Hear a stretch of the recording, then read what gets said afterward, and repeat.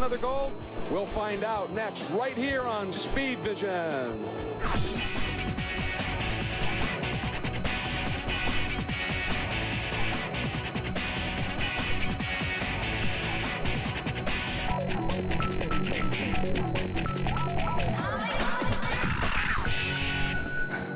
Welcome to the Mid-Ohio Sports Car Course and Speed Vision's extensive coverage of the SCCA's Valvoline Runoff.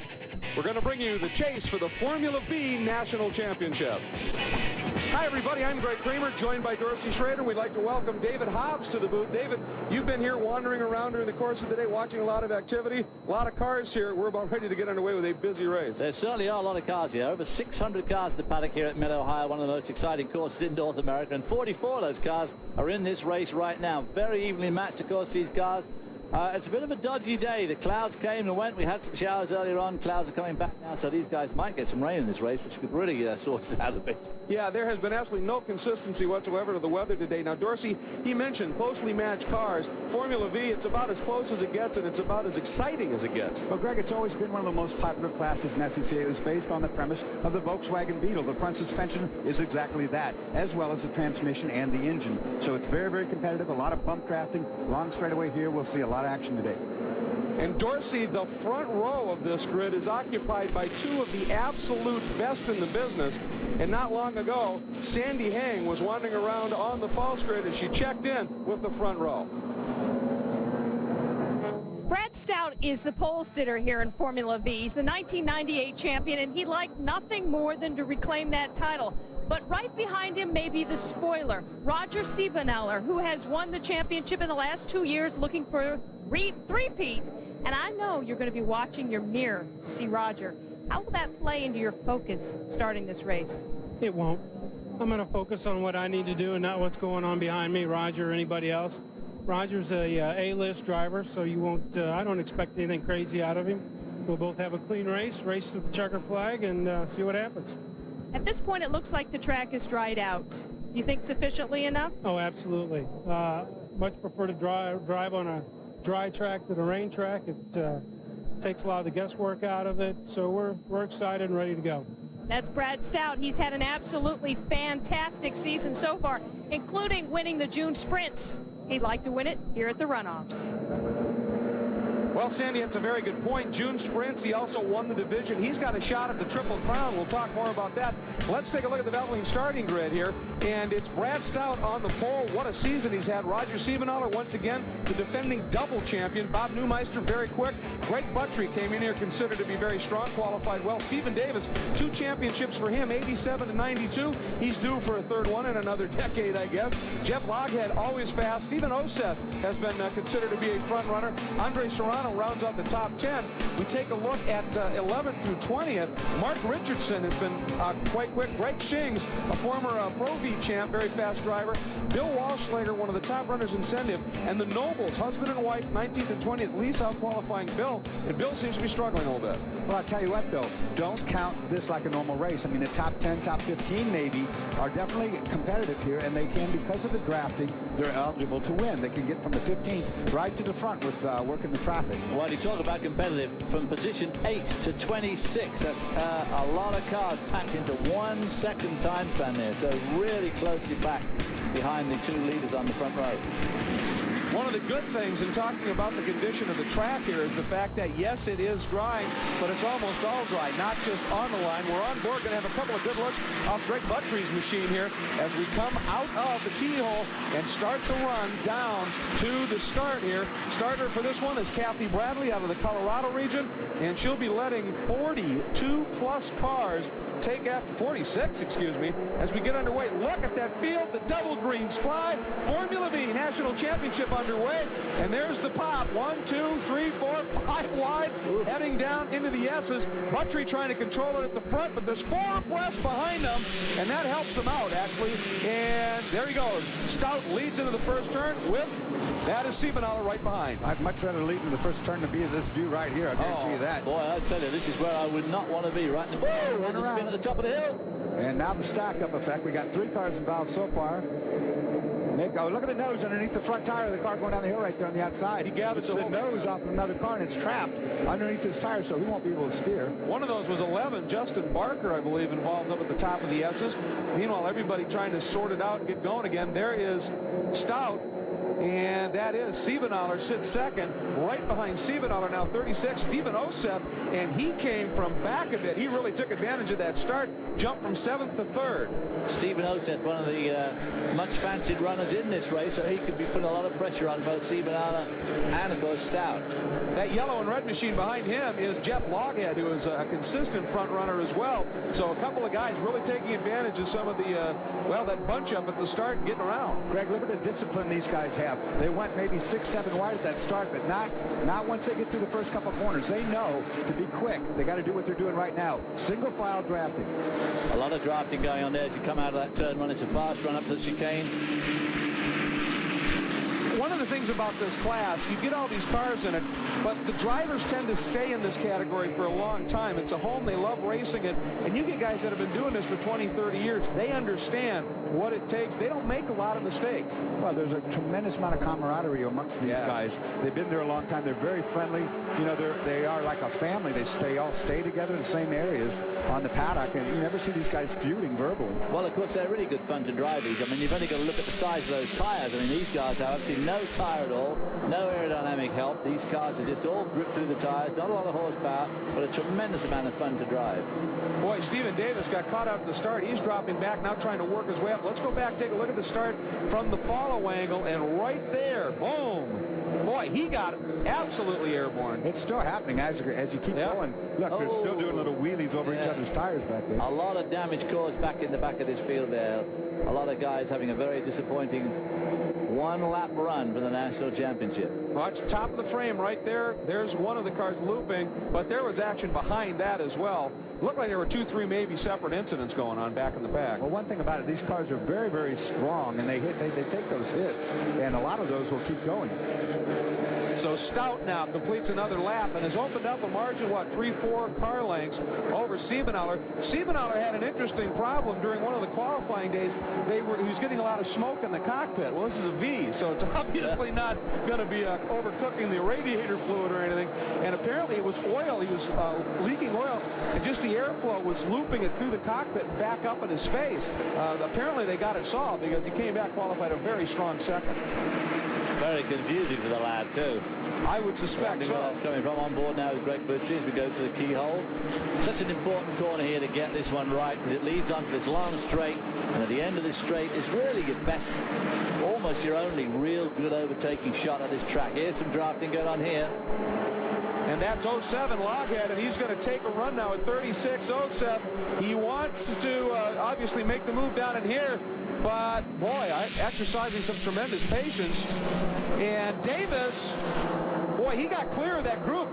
That car's sort of running a little bit by itself with Stephen Davis, and he was mired in that group of 4 right behind him, and he was able to drive around them, and he is driving very hard to try and catch the group up front. Oh, a little wide over the curb, but looks like he was going to save it, doing the dance. We'll be right back early on here in the V's.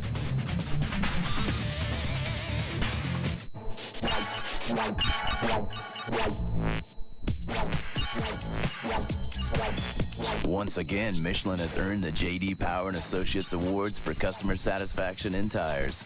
Now that's cause for celebration. Watch this carpet stain closely.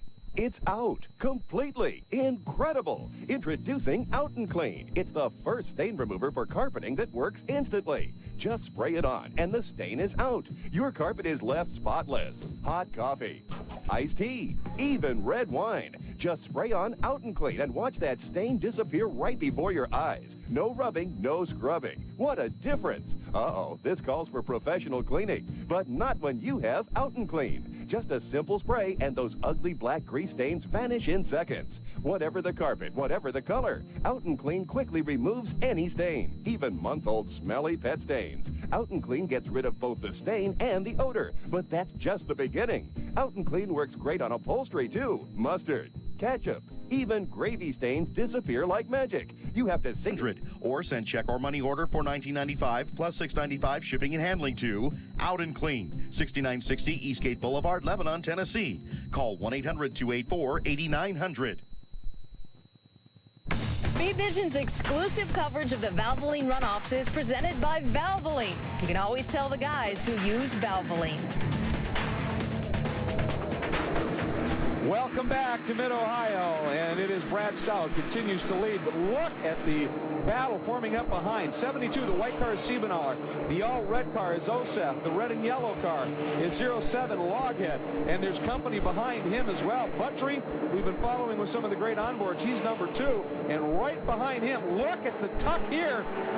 Boy, there you see a bit of your bump drafting there, Dorsey. I mean, they couldn't get much closer. And fan out here at the end as they come into the S's.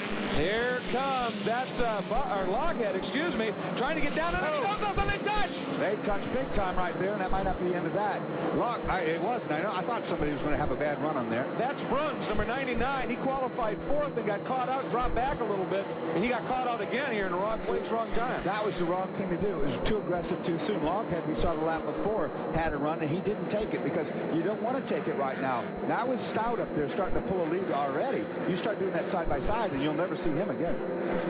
So Loghead now 3rd, Oseth 4th, Buttrey sits in 5th. And we saw the great onboard of runs going off, so he was trying to work his way back up into the top 5, and now he's lost a lot of spots. Buttrey there got pushed back too momentarily, but he's catching up with this battling trio here.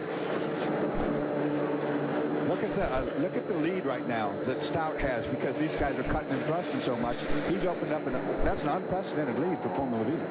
It really is. Let's go back and take a look from the outside of what happened here. There's Loghead making the move, but it's behind him where it gets a little interesting. There, 36 out, that's 4 wide, and there goes Bruns. What happened was the 36 car lifted up there because he and Loghead were going side by side, and Bruns didn't got read caught that. out with it. Yeah, right. He didn't read that right at all. And all of a sudden, he had a face full of gearbox. Yeah, right. Still in all, top 10 covered by just a tick over 5 seconds. Here's the in-car look at it once again.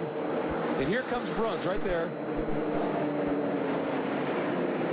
Well, he just totally locked up. Yeah, little tires. It didn't take much to lock him up. No, it doesn't. He didn't. I tell you what, he's lucky he didn't get into the back. That would have ended his day. And now Osef, as they come through the kink, he got a great run on Loghead. They are side by side. Osef to the left, Loghead the outside, and Osef gets by clean. Nice pass, that.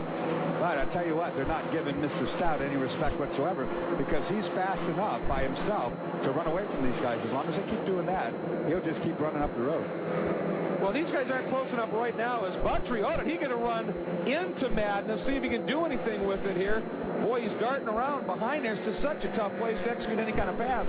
But Siebenaller sits second right now, Dorsey. He's not involved in this battle right here. He's clear of it, but he's not making much ground on Stout either. No, I mean, the third place bunch of guys are going at it like it's the end of the race, and they're fighting for third, which is exactly what they're doing. But you'll never get to the front doing that. We're only on about the 3rd or 4th lap, and this man right here, Stout, is exactly that. He is very stout. He's running away. Well, he's had a remarkable season, and the success is being shown here, and he's having a great run. John Bizignano talked to Mr. Stout earlier. Well, actually, I had quite a long conversation with him, and everything's going his way right now, but that's not the way it's been all week long.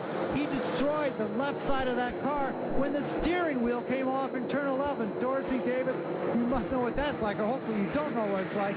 But right now, they put the car back together. They had very little time to make sure everything was straight before qualifying. He got pole position, and right now the crew says it's running flawless. It's a whole new left side on that car. Wow, I'll tell you what, I actually had a steering wheel come off one time, and then I got out of that car and moved on, and Jeremy Dale then got in that car, and it came off from him too. So that's not so good. I don't think I've ever had a steering wheel come off. I've had wheels come off, road wheels, but I've seen them rolling away and thinking, I wonder who's poor sucker that's just lost the wheel. But I've never had a steering wheel come off. Oh, on board with Buttrey, and he's making the move. Loghead starting to back up just a little bit as Buttrey slides through. So Loghead drops a spot. You know, Greg, one thing I'm really amazed at, we're looking at these guys, nobody has started doing hand signals yet as far as cut it out, man. Let's get in line and try to run to the front. Mostly you see these guys always working together, doing hand signals, saying, come on, work with me. And I haven't seen any of that. These guys are at full war, and they're fighting for a 3rd place, a very distant one. Yeah, watching Siebenaller and Stout disappear into the distance. These guys need to get in a decent draft here and try and pick up some speed. Well, two cars technically, when they're drafting together, work quicker than one, and three work quicker than two. There's 5 of them there. They should be blindingly fast around this track with cooperation. There's the key word right there. Lack thereof. Exactly. On to the front straight. There's number 94. He's closing up. Bob Neumeister coming into that group up front as well. But up front, it remains all Brad Stout here at Mid-Ohio.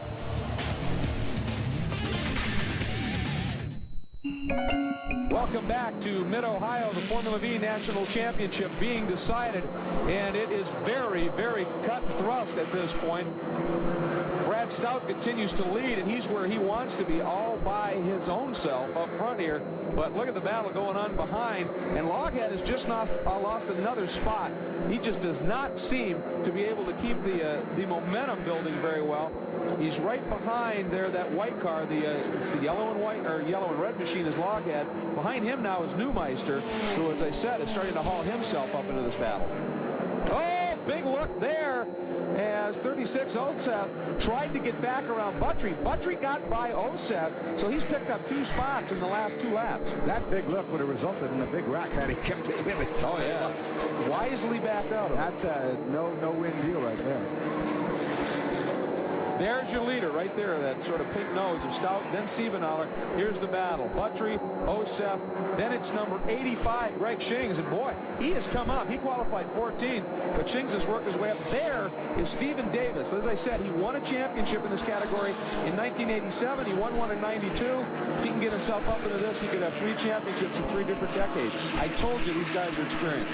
Yeah, that's for sure. I'll tell you, if you were right now Brad Stout or in second place Roger Siebenaler, what you're thinking is brutally smooth. Absolutely don't slide the car. Use every inch of racetrack you can possibly use.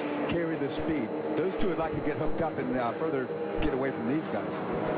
Well, I don't think these guys are ever going to catch him up. They look like they've got the speed, but they're just getting too confused in their own big race. Here they go again, all bursting out into the open as they go down to the S's. See, that clearly is going to cost them, what do you think, a half second at least? Yeah.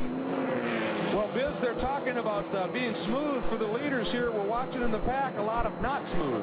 Well, Dorsey, what you were saying earlier, momentum is the key to Formula V. And talking to Siebenaler, he said, I actually want to run alone. I said, that's impossible in Formula V.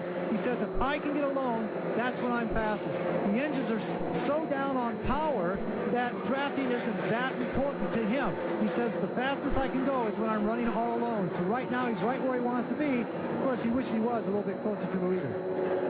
Well, Dorsey, too, I would suspect, yeah, drafting can help you a little bit, but if you're tucked up behind somebody, then they lift going into a corner. That's going to hurt your momentum as well. You've got to time it right. That's a good point. Drafting only works when you've got a drafting partner that works with you. I mean, because the cars usually make speed kind of in the same areas. The guy who's in the lead has got to, he's got to tow you down the straightaway, and you got to give him a little room at the end of the straight. You got to lift a little early so you can stay tight. Otherwise, you disrupt the flow between each other, and both of you go a bit slower. Yeah, drafting on a road course is difficult, but it can be very effective and it can work. But as you say, you've really got to cooperate with the other guy. Look at this 6-car battle here, 7-car battle. That's Osef, then Buttrey, then Shings, then the yellow and orange machine is Loghead. Then right behind him is 94 Neumeister. I mean, this group is just an absolute swarm.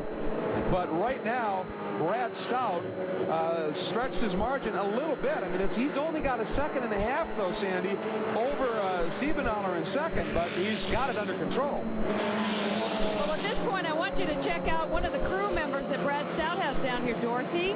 I don't know if you're going to recognize a guy by the name of Bland McCoy, but he says he brought you along, and he knows you since you've been in diapers, and he's going to keep you in line up there in the booth.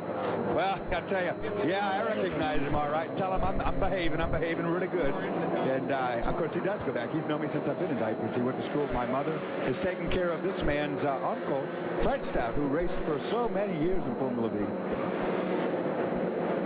It is a long life community here in SCCA and certainly Formula V. I mean, this class has been around forever. Well, they're great little cars, and of course, as Dorsey said, this is a family. The SCCA is. Oh, trouble there. That's 94 Neumeister, and it almost caught Stephen Davis, the number 80, just getting around the outside. So the Mysterian of Neumeister has looped it, and looks like he's trying to restart. Boy, he's sitting there a long time. He's probably collecting his thoughts because where he lost it was in a pack of a bunch of different cars. It scares you to death when that happens. Well, when you shut these engines off, they sometimes don't start quite that quick when you shut them off that suddenly. The weather obviously has come out good for these guys. I thought it might rain at the beginning of this race. It was looking very grey, but as you can see, the sun's shining nicely now on this great track here at Mid-Ohio. The white car there, the first one, that's Buttry. Behind him is Loghead. Then it's 85 Shings at this stage, and those gentlemen are having a pretty good war going on here. As you can see, all well in the top 5. We'll be right back to Mid-Ohio. You know that you don't. Back at Mid-Ohio, and tell you what, Brad Stout has put together a great drive here in the Formula V National Championship runoff, part of the 2001 SCCA Valvoline runoff. 24 national champions will be decided by the time this is done. Stout won it in 98, and then he's had a couple of problematic years. He's always been fast. Matter of fact, along with the fact that he's a 98 champ, he's won now this year his 4th consecutive Pro V. Valvoline sponsors a professional Formula V championship. He won that. He won the sprints and he won pole. Now, SCCA is starting to make a very big deal of what they call the Triple Crown. If you win the sprints, then you can win your division, then come here and win the runoffs. You win the Triple Crown. It is starting to take on some serious prestige. And up front, Stout is the first guy out of the races we had today that can do that. I think Brad Stout is probably the class of the field, and maybe has been for a little bit lately. He took actually almost a year off of his work, out of his job, to try to become a professional race car driver. He came to me and said, you know, introduce me to everybody that you can, and he put together a nice deal. And it's so hard, as you know, David, to make a move into professional. He really wants to go. It's ever so hard. Just you got to have a bit of luck running for you. Well, I'll tell you, these two guys, about every lap was a change in position. Buttry had been right there in front, and Osef just now, you watch the pass, just shot back and underneath as we are at halfway in this one. Boy, they are at absolute war out there. And this battling, they can't shake the guys behind them, obviously. Not doing that. Now, I mean, you can actually change the lead with someone like that every single lap. Every time you get down the long straightaway, you can swap the lead with them if you want to. But, of course, that just keeps you at a much reduced pace. Greg Stout, of course, no doubt very happy about all this bickering that's going on just behind him, because meanwhile he is increasing his lead over Siebenhaler, who of course is increasing his lead over this incredible battling. What have we got in there now? 7 cars? Yeah, it's been this group is just immense. And right behind the group we've been talking about, as we mentioned, Osef, Buttry, Loghead. Then you've got Shings. Then right there is Davis, and that's 88. This is a guy we were talking about as well, Mark Richardson, qualified a little bit further back than we may have expected. That car has been so quick all season long, but he's on the move and coming right back up through the path. I'll tell you what, in these very under-horsepowered cars, if you let a guy get way out there in the lead by himself, would take big wiggle there. Not quite done wiggling yet. Anyway, if you take the pressure off of a guy like Brad Stout or Roger Siebenhaler, you see those two guys clearly up by themselves. They won't make mistakes because there's no reason to. I mean, these cars, they don't have that much power. You just drive them to the limit of what it's given to you. And without this stuff going on like right here, the pressure isn't that immense. Well, obviously, Greg Buttry is doing this just because he's got that camera, and he's fallen on the sword for the fans and the viewers. Well, he's doing a good job of giving us a good ride around the racetrack here. Whoa, big loop there, 97, Steven Rogers, and it's my understanding this isn't the first time he's gone around here. That's a Bobcat that he's driving. Gets it gathered up, continues on his way. That was that's turn 14, the entrance of the garage. Right, I think he got a little bit of rear brake bias right there. He was in the brake zone, and you saw it swap ends right quickly, and he goes on unscathed. But it was, in fact, his second spin of the race. We missed the first. Here's a look. That first car there is Bill Noble. That was Mr. Formula V for God knows how many years. He's still very much the father of Formula V, if you will. I mean, not that he invented it, but he's sort of been the guy that everybody turns to. Everybody respects him immensely. He's had 5 championships in his career, and really he's considered a friend to almost all the competitors. And earlier, well, we visited with him. one name most commonly associated with Formula V's success is that of Bill Noble. He's going to need a bigger transporter. All these records right here, they're just for 1 year of competition. Bill, you have been in this sport for so long. You have a great reputation, many wins. What do you like best about Formula V? I like the people, John. I mean, the people are great. We race side by side. We race hard, but we still care about one another. Now, there's always been this story. You build more engines than anyone else. Most of the field here has your motors in them. Can they still take the motor out of your car and put it in theirs anytime they want? John, you know they can. Anytime they want, just a little money. Well, Bill knows all about money in Formula V also. But SCCU Racing is a family thing. And the part of the family that comes along with Bill is his wife, Lisa. Lisa, congratulations. Second in your division with 2 great wins this year. You have got to be looking forward to a great runoff. I'm just full of optimism and excitement. I think I have a good chance this year, John. Now, when you two are out there on the track together, do you have to give a little bit to the old man, or is it wheel to wheel? Are you kidding? It is. He's just like any other competitor. The only difference is when he does well, I'm just delighted, and when I do well, he's just tickled to death. Well, there's going to be some tickling out there on the track between these two. There is going to be a successful weekend for the Nobles, either building motors or running their own cars.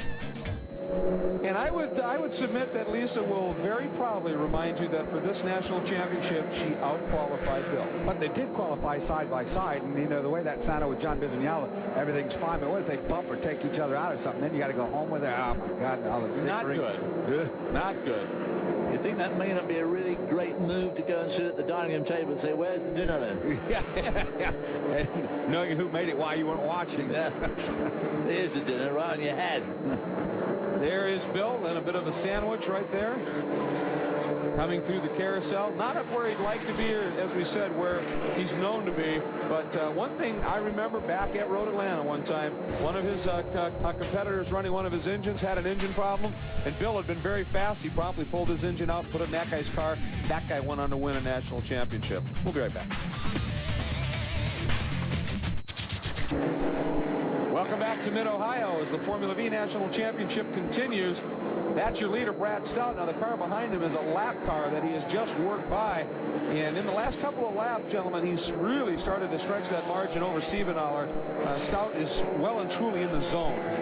Well, that's what I was saying. Why should he not be when there's nobody within his mirror sight? You know, all he has to do now is do what he does best, drive his race car as smoothly and quickly as he can. There's Siebenthaler right there now, the first car in your frame. That's the margin. But look what's happening. That group behind him is starting to reel Siebenthaler in. Osep, then Buttry in the white car, then Loghead, the two-tone machine. They are closing up on Siebenthaler. One wonders, David, I mentioned the problem Siebenthaler had with that oiling problem, whether maybe that's rearing itself again or whether he's just run the tires off the car. So he could have done, because they're not very big, these tires, and with only 5.5 laps to go, though, so it's going to be tough for these guys to catch him up and get by him, but they certainly are making big grounds, inroads into his second place. That yellow car there that we were just watching, the number 7, the second yellow car in the back of your screen, he's having a good run as well. That is Andre Serrano out of Kingwood, Texas, runs in the Houston region, and he's had a good run as well, coming up behind Shings there, and he's kept somebody no less the talent of a Stephen Davis at bay. Well, if these guys were so willing to mix it up like they did it so early on the first, second, and third lap, imagine what it's going to be like 3 laps from now when there's only a couple to go. Well, that's true, and the top 2 are gone, but that final medal is well and truly under dispute. Although it looks now like 36, Stephen Oseth there has found a little bit of room here. That's a lap car now, keep in mind, right behind the white machine of Siebenthaler. That lap car, you see the big wiggle from him. There's a couple of them. There is Buttry. Got an oil flag back there, Greg, where we saw that wiggle. Corner worker holding the debris and or slippery condition flag, so that could be part of why we saw the wiggle. That pack now trying to work its way around another lap car. And there is Osep, and he's trying to get by that lap car. He still has not been able to do it. This is exactly what Siebenthaler needed, because look at the margin he's opened up again. Yeah, it just fell right into his lap, that did. That's about a 10-second margin from the leader back to Siebenthaler, and from Siebenthaler back, it had shrunk. And we have a station yellow there, just a corner yellow in that situation. But Osep trying to bring it back up, but Sandy, he's caught behind some traffic. If you could see his time, he has actually been getting faster and faster and faster until he hit that lap traffic. I'm with Jim Oates, his brother. The car has been getting better. He's been doing faster laps until he hit that lap traffic. Why? Well, the track's been wet all day, and as the sun comes out, it dries the track out, gets the track hotter. The tires get hotter, and the hotter the tires get, the more they stick. So you're going to see that all race long with all the competitors. They're going to get faster by the lap, and that's what's happening now. Real quick, does Steve have enough to maybe catch the front two leaders? Perhaps second. Brad Stout's way too strong for us today, and unless there's a pace car or something like that, we're not going to be able to catch him. But second place might be a possibility. Well, that is Jim Oates, Steve's brother, and Steve's best finish here at the Runoffs is second place. He'd like to equal that or better. And Sandy, right now, you can let him know that as they come toward the front straight, Oset has caught Siebenaler. Something happened to Siebenaler, and he lost a ton of ground. Maybe he got hung up behind some traffic. There is Oset. That's your battle for second. Doesn't get much closer than that. So we're well past now the three-quarter mark. This national championship's coming down to the wire. We'll be right back.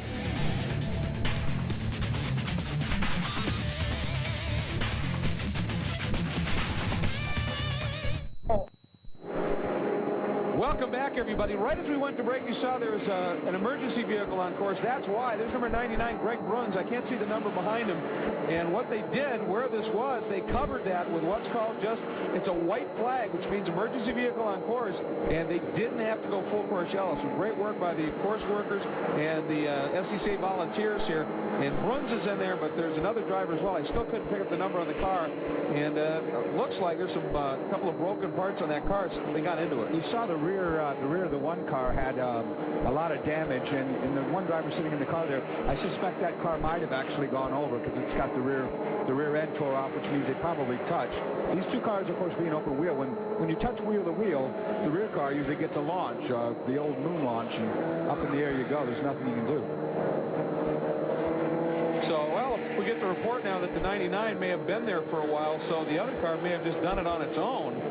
And that's sort of an interesting development. There, just going out of frame, is Stout, the leader. And since we have not had to go full course yellow, he gets to maintain that margin. But we do. We have a new second place. Oset got around Siebenaler and has picked up second spot. So Siebenaler now third. So Oset, boy, what a race he has put on. Qualified seventh, has worked his way to the front. And one thing, when Sandy was talking to his crew chief, to Oset, he was talking about the track drying. His brother, the track drying and the like. The other thing too is with the rain all day, yes, it dries and it gets hotter, but with rain washes the rubber up, greens the track up, so there's more rubber getting down on the course, which I would think, of course, enhances grip. Well, it would enhance his grip, but it should enhance everybody else's as well, and he certainly seems to have adapted to it better than anybody else, and he's picking up a lot of speed here. I suspect right now Oset is probably the fastest car on the racetrack. As we see now, they've gotten the driver up, standing on his own. That's good to see. Oh, look at this.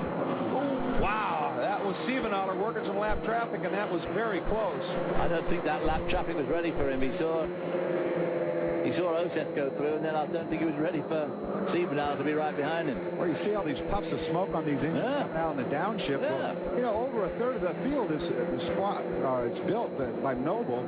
He builds almost all these motors. They must be very, very loose, because every time they downshift to get off, they puff a big loose smoke. At first I thought it was brake smoke, but it certainly is engine smoke. Virtually every one of these cars does that at some point during any given race weekend. By the way, the driver that they were having the ambulance look at, Denny Wickline, he's up and out of the car. He seems to be fine. It was just a precautionary move. That's good news. We'll be back for the last couple laps. Welcome back once again to Mid-Ohio. We are down to the final throes of this Formula V National Championship, and it has been nothing but Brad Stout on point here from the get-go.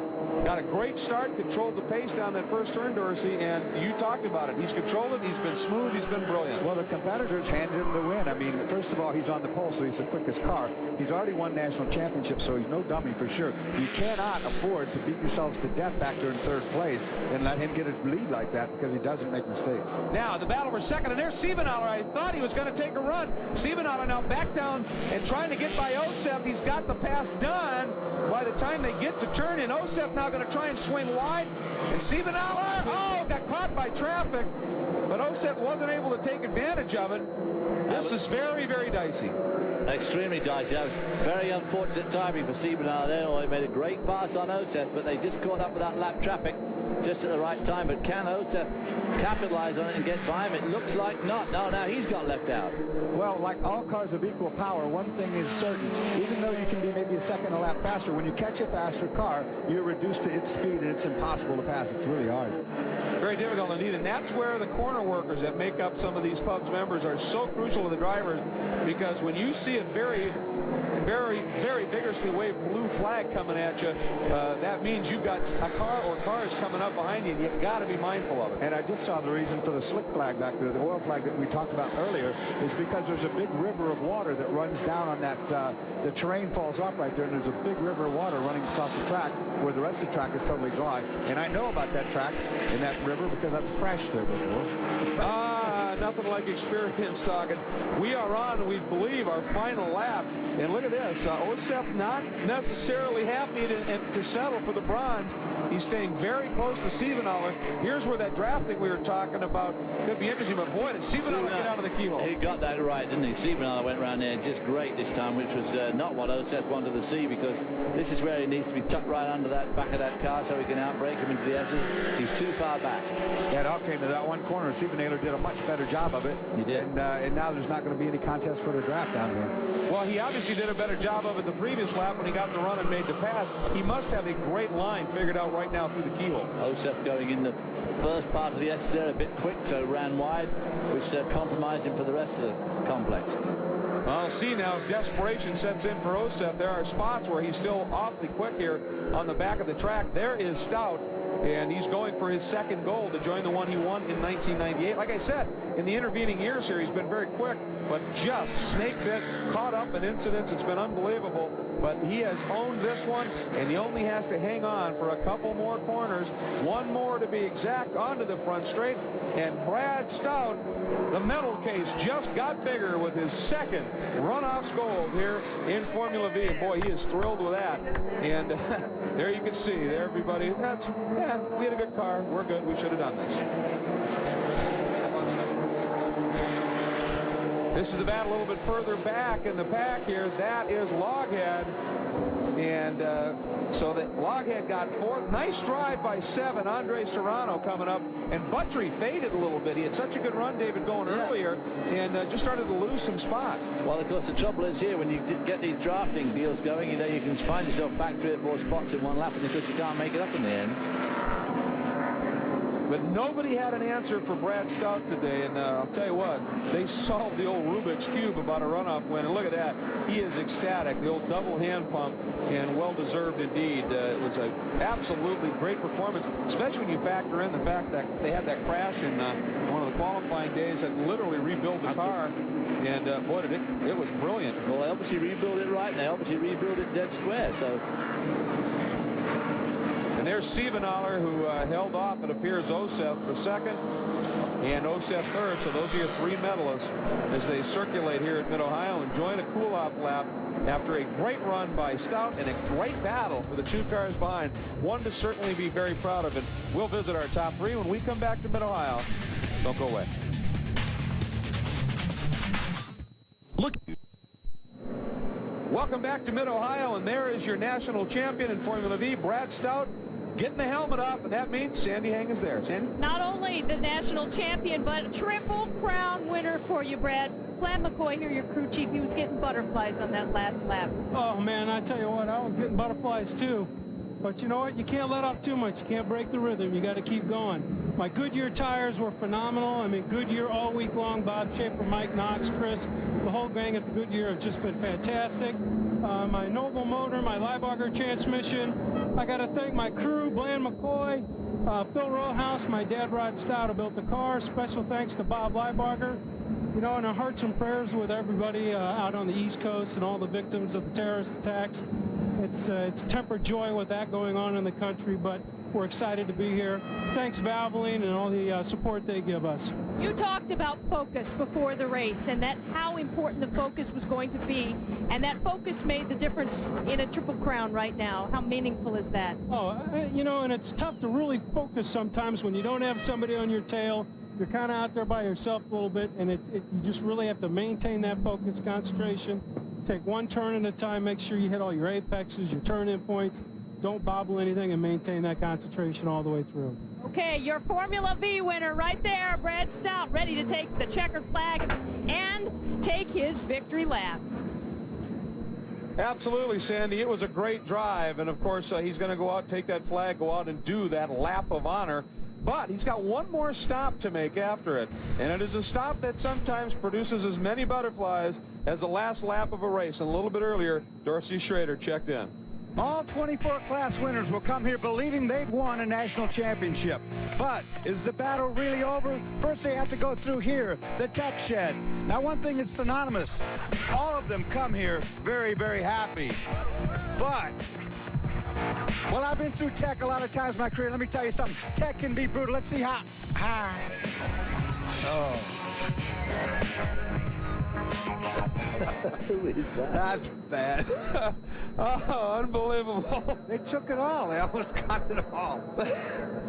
Well, the one nice thing, of course, for Mr. Stout is it's Formula V, and it's about as spec as it can get, and there's not a lot you can do. I think he'll be okay, but boy, you run afoul of tech, it can hurt. Of course, that's a reenactment. It's a reenactment, we'll give you that, but unbelievable, Dorsey. You're unreal. Well, Brad Stout continues to celebrate. When we come back, hopefully we'll catch up with our other medalists.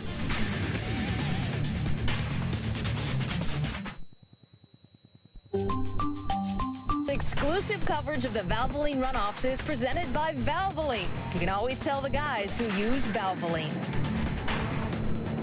We are back at Mid-Ohio, and Brad Stout continues his lap of honor, but let's check in with our other medalists. Biz? Roger, congratulations on a great finish. Defending champion, second place this year. Are you disappointed? Well, a little bit, but I can't be disappointed with second place. It's better than not finishing at all. Well, Sports Car was right. They picked myself. Brad is first, myself, and Steve is third. They were right again. You told me all you needed was momentum and luck. What was it like running out there all alone? Well, I didn't have the luck, obviously. But what happened was we hit a lot of caution flags, and then I couldn't pass the slower cars, and that helped Steve catch up.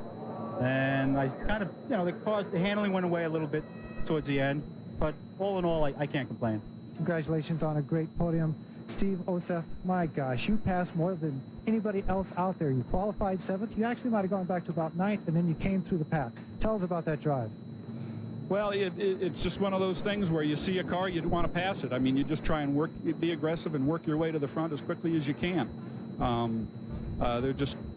needed a little more time to work on Roger a little bit. I don't know that I would have caught Brad. Well, if you would have gotten through that pack, you're standing here telling the man that came second, I would have had you, I would have had you. I would have had him. There you go. Lots of confidence down here. Some bench racing. Obviously, I would have had you, pal. Woulda, coulda, shoulda. Exactly. Exactly. But, you know, and Stephen Aller, keep in mind, he had won the previous 2 Formula V national championships. So 2 wins in the second in 3 years is not too bad. Stout comes back after the 98 championship and then some struggles. Not speed problems, just struggles. Wins it. Stephen Aller second, Oseth third. Loghead and Serrano ended up in a good battle to wind out the top 5. Buttrey had some great camera shots. Stephen Davis came back to 7th. Shings, Bob Neumeister, and Mark Richardson round out the top 10. Now, we mentioned Jeff Loghead. He was in the middle of some amazing battles all day long, and he's standing by with Sandy. I'm with Jeff Lawhead right now, and I know that you got caught in traffic. It looked like maybe you could get a podium, and then it just wasn't going to happen. It was real close. We had a good run going, and we caught up with Stephen Hour number 72, and it looked like we were going to be able to have a real dice for the first 5 positions, or this 2nd through 4th. And then we got caught in traffic, and it split us off. We caught it in a long stretch of yellow. We couldn't pass, and they got away. And it just got away from you that quick. It's just, you know, not enough laps at the end. We were just 1 lap from the end, and so we had to kind of all go for it at that point. At any point, did you think maybe you would have a window of opportunity? Oh, yeah. Yeah, there was, in the first couple laps, we stayed real tight, and it looked like we were going to be able to break away from the rest of the group, which is unusual in B. Usually we have 10, 15-car train, so it looked like in the first couple laps that we're going to stay real tight. Okay, well, that's Jeff Lawhead. His chance at a podium taken away by the lap traffic. His best finish here is second, but he'll be happy to take fourth. Well, Sandy, I mean, we heard as well that Roger Siebenthaler was talking about the fact he had a pretty good margin, guys, and then there were some cautions, just station yellows. It wasn't a full course, but still, when you catch lap traffic that's running slower than you can't pass them until you're clear of the incident. That clearly hurt. Yeah, and like I say, when cars are of equal horsepower, passing a slower car is easier said than done. Well, of course, and it's one of those momentum deals, isn't it? I mean, you come up with catch up the guy at the wrong place and you lose momentum. I mean, it affects you for half a lap. And that certainly played itself out here. Now, we want to remind you that Speed Vision's coverage of the runoffs will continue Thursday, November 1st at 10 p.m. Eastern Time, 7 p.m. Pacific. The GT4 National Championship runoff. These are two freight pocket rockets, and it's going to be a good one, so don't miss it. Again, Thursday, November 1st, coming at you 10 p.m. Eastern and 7 p.m. Pacific Time. Well, we have a Formula V champion, and he's a returning champion in the form of Brad Stout. By the way, there's lots of information from the runoffs. You can find it all on speedvision.com. So make sure you check out the internet and all of the information available there. For David Hobbs and for Dorsey Schrader, for John Bizignano and Sandy Heng, I'm Greg Kramer. Thanks for joining us for the Formula V National Championship. We'll see you next time on Speed Vision. Bye, everybody.